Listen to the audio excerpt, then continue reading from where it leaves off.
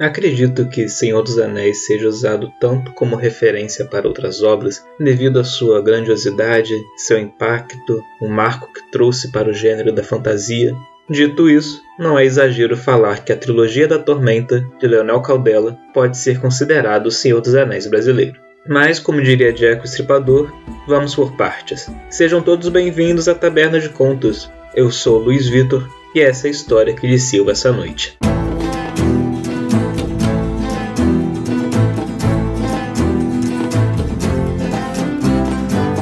Antes de começar, lembre de curtir, se inscrever e compartilhar, que assim você ajuda o canal a crescer e recebe mais vídeos como esse. E nos siga em nossas redes sociais, é só pesquisar por Taberna de Contos. Primeiro, você que está pensando em ler os livros, não se preocupe, pois não darei nenhum spoiler nesse vídeo. Mas, antes de falarmos da trilogia da Tormenta em si, é bom falarmos sobre a história de Tormenta, para dar um pouco de contexto, já que nem todo mundo deve conhecer esse grande RPG brasileiro. Nos anos 90, o mundo RPGístico brasileiro foi marcado pela Dragão Brasil, uma revista sobre RPG que trazia adaptações, regras novas, NPCs, aventuras, tudo para os mais jogados RPGs da época, como a D&D, Vampiro à Máscara, GURPS. Nós inclusive temos um vídeo contando a fundo a história da Dragão Brasil. Se quiser saber mais é só conferir aqui. Mas o foco desse vídeo é a edição 50 da revista, que em comemoração trouxe um cenário de fantasia para ser jogado com AD&D, GURPS ou 3DT. Era um mundo totalmente novo que reunia vários elementos já apresentados em edições anteriores, como NPCs, artefatos, deuses, tudo isso pertencente agora a Arton, um clássico mundo de fantasia medieval, mas com algumas particularidades, como a presença de samurais. E a marca registrada desse mundo é a Tormenta, que dá título ao cenário. Uma tempestade infernal que cobre algumas partes do mundo, trazendo monstros e aberrações para Arton. O cenário de Tormenta cresceu muito, ganhando uma versão para o sistema Daemon e também para o sistema D20 de D&D terceira edição. Esse sucesso e crescimento levou à necessidade de explicar afinal o que era a Tormenta. Tudo que se sabia até o momento é que era uma tempestade que podia surgir do nada, em qualquer lugar de Arton, destruindo tudo e transformando o lugar em inferno na Terra, cheio de monstruosidades, e que era um dos lugares mais difíceis de se aventurar. E era isso. E é aí que entra Leonel Caldela. Ainda um escritor em início de carreira na época, ele recebeu a missão de criar uma origem para a Tormenta, e explicar o que era essa tempestade infernal. E como resultado, nós tivemos em 2004 a publicação de O Inimigo do Mundo, romance que dá início à trilogia da Tormenta, formada também por O Crânio Corvo, lançado em 2007, e O Terceiro Deus, lançado em 2008.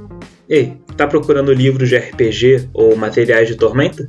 Dá uma olhada no nosso link da Amazon na descrição desse vídeo, assim você também dá uma ajuda pro canal. O Inimigo do Mundo se passa 15 anos antes do que víamos no cenário de Arton, em uma época que a Tormenta ainda não existia. Na história, nós acompanhamos um grupo de aventureiros que é contratado para caçar uma figura albina, responsável pelo massacre de uma família inteira.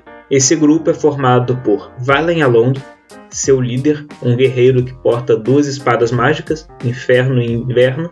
Temos também Elisa Thorne, o amor de Valen e uma arqueira mortal, Andila Dente de Ferro, uma bárbara, Rufus, um mago já na meia-idade, Gregor Van, um paladino de Tiates abençoado com o dom da ressurreição, Ashlyn Ironsmith, um jovem ladino, Micaela, uma meia-elfa clériga de Lena, a deusa da vida, Artorius, um minotauro clérigo de Tauron, um deus da força e dos minotauros, e Masato Kodai, um samurai vindo do distante país de Tamuha.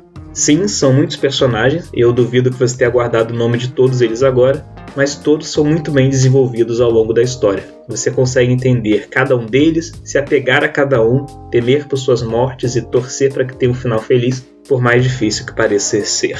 A primeira coisa que quero destacar é como esse livro não tem vergonha do mundo em que é baseado, pois Tormenta sempre permitiu essa diversidade de personagens e suas histórias, ter cavaleiros e magos caminhando juntos de piratas e samurais, de elfos e anões andarem juntos de centauros e minotauros, e é muito bom ver que esse romance não coloca isso em um segundo plano, dando destaque para um grupo clássico de fantasia lá Senhor dos Anéis, mas sim abraça tudo que o cenário da Tormenta representa, colocando entre os principais heróis da história um minotauro e um samurai, que de forma alguma tem menos destaque que os demais personagens. A segunda coisa a destacar é como esse livro tem a base de uma clássica aventura de RPG, com um grupo de aventureiros enfrentando vários perigos em sua jornada pelo mundo para cumprirem uma missão. Mas uma história que poderia ser genérica e clichê se torna extremamente rica e emocionante nas mãos de Leonel. Ao longo dessa jornada, nós conhecemos várias áreas de Arthur, temos menções e até vislumbres de algumas figuras importantes do cenário e nos aprofundamos na mitologia desse mundo. Vale a menção de que muito antes dos filmes de Uma Noite de Crime surgirem, o expurgo já tinha sido apresentado em um dos reinos de Arthur. A aventura desse grupo é intercalada com a busca do Albino, tendo momentos bem macabros e interessantes enquanto ele explora Arthur à sua própria maneira, e também intercala com uma trama envolvendo os deuses de Arthur. Acontece que essa história se passa logo após a queda do reino dos elfos, e diante do massacre que esse povo está sofrendo pelas mãos dos goblinoides, a deusa dos elfos, Glorien, busca uma arma para usar contra seus algozes. E descobrindo que a tormenta está a caminho de Arthur, ela decide permitir sua chegada para usá-la contra os goblinoides, mas para que isso aconteça ela precisa convencer os demais deuses a permitir a vinda da tormenta. E assim nós acompanhamos a sua viagem pelos reinos divinos, enquanto tenta convencer cada deus de sua causa. E a forma como esses deuses e reinos divinos são apresentados é maravilhosa. É a maneira perfeita de conhecer o panteão de Arthur. O último ponto a se destacar nesse primeiro livro é a forma como a tormenta é retratada. Mais do que uma tempestade vermelha que traz demônios para Arthur, a tormenta é algo completamente alienígena. É algo incompreensível que causa insanidade a quem tem contato com ela. Algo muito na pegada de horror cósmico, de Cthulhu e histórias Lovecraftianas. A descrição dos demônios da tormenta e das próprias áreas de tormenta é algo que veríamos em uma história de Lovecraft, com ângulos e cores inconcebíveis, inclusive a forma insectoide dos seres da tormenta e a cor vermelha que tudo possui, é uma forma do cérebro enxergar esses seres sem enlouquecer, já que sua real forma é impossível de ser concebida em nosso mundo. Uma frase que descreve bem a tormenta em um momento do livro é que o que os demônios são para os humanos é o que os seres da tormenta são para os demônios. Apesar de ser o início de uma trilogia, o Inimigo do Mundo se sustenta por conta própria, apresentando uma história completa e revelando afinal o que é a tormenta e como ela chegou em Arthur. Em sua continuação, O Crânio e o Corvo, temos um salto temporal de mais de uma década, e vemos uma Arthur que há anos é atormentada pela tormenta. O protagonista da vez é Sir Orion Drake, um velho cavaleiro da luz, uma das mais prestigiadas ordens de cavalaria de Arthur. No início da história, ele está atrás de uma figura conhecida como Cavaleiro Risonho, alguém que trouxe muita desgraça à sua família e que também é seu pai. Junto dele estão o anão mestre armeiro Ingram Brassbones e o centauro druida Trebania, dois companheiros que julgam ter uma dívida com Orion. Apesar de sua busca inicial, não tarda a eles se envolverem com uma trama maior envolvendo os Lordes das Áreas de Tormenta e um exército de artunianos infectados por simbiontes da Tormenta, liderados por Crânio Negro, o mais perigoso mercenário de Arthur, e também o Arauto da Tormenta. Apesar da mudança de protagonistas, os personagens que acompanhamos em O Inimigo do Mundo continuam sendo importantes para essa história, e aos poucos vamos vendo a relevância de suas ações. Paralelamente à trama principal envolvendo o Crânio Negro, nós acompanhamos várias histórias se desenrolarem por Arthur, envolvendo personagens como Vanessa Drake, uma clérica do deus da guerra e esposa de Orion, Zebadiah Nash, um mago e médico oriundo de uma nação que não acredita na existência dos deuses, Zara, uma jovem ladra, Darien, um bandoleiro que se torna escudeiro de Orion, dentre outros. Também vemos muito da política de Arthur, conhecemos mais a mitologia desse mundo, visitamos mais regiões desse continente, além do que foi mostrado no primeiro livro, e presenciamos mais figuras importantes desse cenário. A qualidade da história se mantém sem dúvida, mas eu percebi uma certa quebra no ritmo de leitura, já que a história muda completamente aqui.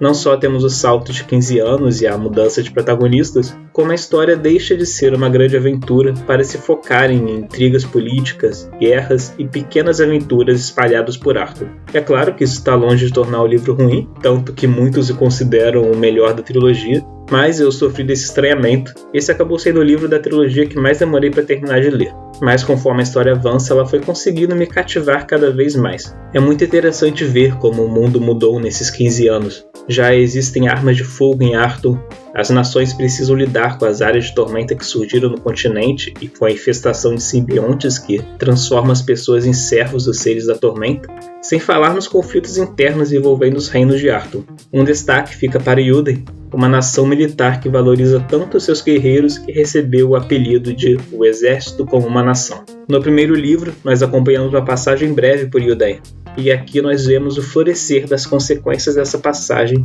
algo que vai se tornar ainda mais relevante no terceiro livro. Por fim, chegamos ao final dessa trilogia com O Terceiro Deus. É difícil para mim definir um dos três como o melhor, pois cada livro apresenta histórias muito diferentes. Esse livro, no caso, traz uma trama mais épica, focada quase que inteiramente em Orion Drake e sua busca para matar Crânio Negro, esse que, por sua vez, tem planos ainda mais profanos que antes, seguindo os desígnios dos Lordes da Tormenta. Mas continua havendo espaço para desenvolver a história de outros personagens. Temos inclusive dois novos, um elfo e uma elfa, irmãos feiticeiros, Yadalina e Edaurus. Nós conhecemos mais regiões de Arthur, como Scar-Shantalas, o reino regido pelo Rei dos Dragões Vermelhos Scar, e o Deserto da Perdição, terra de nômades adoradores de Asgard, o deus do sol. Dentre os pontos de destaque da história estão o surgimento de uma nova ameaça em Arthur, Dragão da Tormenta, um ser tão forte quanto os Reis Dragões, a criação da Ordem dos Cavaleiros do Corvo, claramente inspirados em tropas de elite, e uma batalha épica digna de deuses americanos. O Terceiro Deus mantém a qualidade de seus antecessores e nos dá um final emocionante para a história. Contudo, esse final me passou a impressão de que faltou coisas para serem explicadas. É possível saber essas coisas em outros materiais de Tormenta, mas essa trilogia deveria se bastar por si só. De qualquer forma, é uma grande obra que deveria ser lida por qualquer amante de fantasia ou de RPG.